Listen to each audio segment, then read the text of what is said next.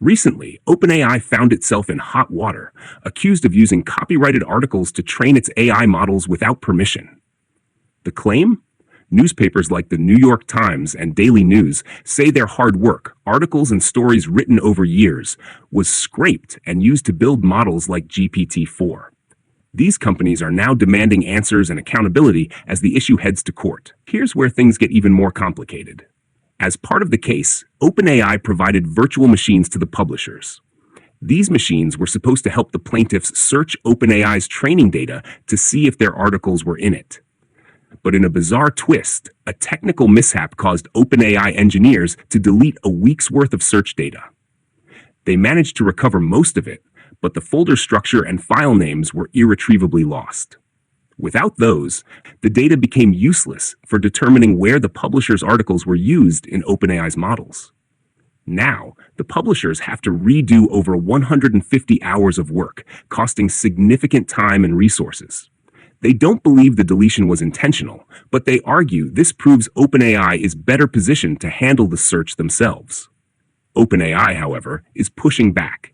They claim the problem arose from a configuration change requested by the publishers, insisting no files were permanently lost. This case raises a big question. Is it fair for AI companies to train their models on publicly available data, even if that data is copyrighted? OpenAI argues it falls under fair use, a legal doctrine that allows limited use of copyrighted material without permission.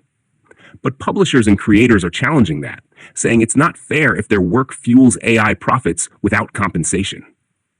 Interestingly, OpenAI has started striking licensing deals with some publishers, like the Associated Press and News Corp, reportedly paying millions of dollars annually. But they haven't disclosed whether any specific copyrighted works were used to train their models before these agreements.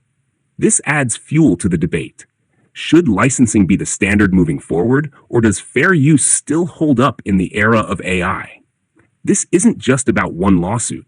It's about the future of creative ownership and whether AI companies should have free access to the content that powers their tools. What's your take? Should AI companies have the freedom to scrape public data for training, or is it time to draw the line? Let us know in the comments. And if you found this interesting, hit that subscribe button and turn on notifications. We'll keep you updated on this case and everything happening in the fast-changing world of AI.